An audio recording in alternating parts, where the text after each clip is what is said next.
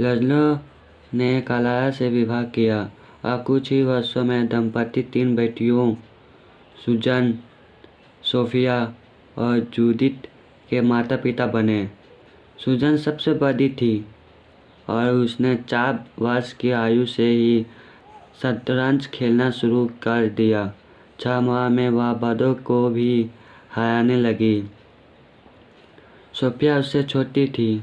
14 वर्ष की आयु में वह विश्व चैंपियन बन गई और कुछ ही वर्ष बाद वह ग्रैंड मास्टर बन चुकी थी।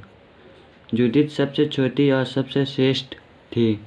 5 वर्ष की आयु में ही वह पिता को हराने लगी थी। 12 वर्ष की आयु में दुनिया के शीर्ष 100 खिलाड़ियों में सबसे कम आयु की खिलाड़ी जूडिथ ही थी। 15 वर्ष 4 माह की आयु में वह सबसे छोटी ग्रैंड मास्टर बन चुकी थी। वह अब तक के सबसे कम आयु के रिकॉर्ड धारक ग्रैंड मास्टर बॉबी फिशर से भी छोटी थी। 27 वर्ष तक वह दुनिया की पहले नंबर की महिला शतरंज खिलाड़ी रही।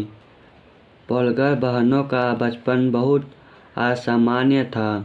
फिर भी यदि आप उनसे पूछेंगे तो वे दावा करेंगे कि उनके जीवन शैली बहुत आकर्षक ही नहीं बल्कि सुखद भी थी। अनेक इंटरव्यू में इन बहनों ने कहा है कि उनका बचपन दुष्कर होने की बजाय मनोरंजन से भरा था। उन्हें शतरंज खेलना अच्छा लगता था। इससे उनका मन नहीं भरता था। एक बार लजलो ने मध्य रात्रि में सोफिया को बाथरूम में या खेलते हुए देखा। पिता ने उससे कहा, सोने जाओ सोफिया, इन मोहरों को अकेला रहने दो।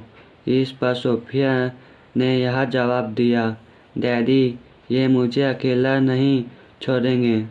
पोल्गर बहनें उस वातावरण में पली बढ़ी जहाँ पर किसी भी अन्य बात की तुलना में शतरंज को ज़्यादा महत्व दिया जाता था। इसके लिए उनकी प्रशंसा होती थी और पुरस्कार मिलते थे। उनकी दुनिया में शतरंज की लगन होना सामान्य था। और जैसा कि हम देखते हैं कि जो भी आदतें हमारी संस्कृति में सामान्य होती है उन्हें सबसे ज़्यादा आकर्षक व्यवहार के तौर पर आप देखते हैं। सामाजिक मानकों का मोहक खिंचाव। इंसान एक तरह से झुंड के जानवर है। हम इसमें फिट होना चाहते हैं, दूसरों के साथ बंधन में बांधना चाहते हैं ताकि हम हमारे साथियों से सम्मान और अनुमोदन अर्जित कर सकें। इस तरह के झुकाव हमारे अस्तित्व के लिए आवश्यक है। हमारे अधिकांश विकासवादी इतिहास में हमारे पूर्वज जनजातियों में रहते थे। कबीले से अलग हो जाना या उससे भी बदतर बहिष्कृत किया जाना मौत की सज़ा की तरह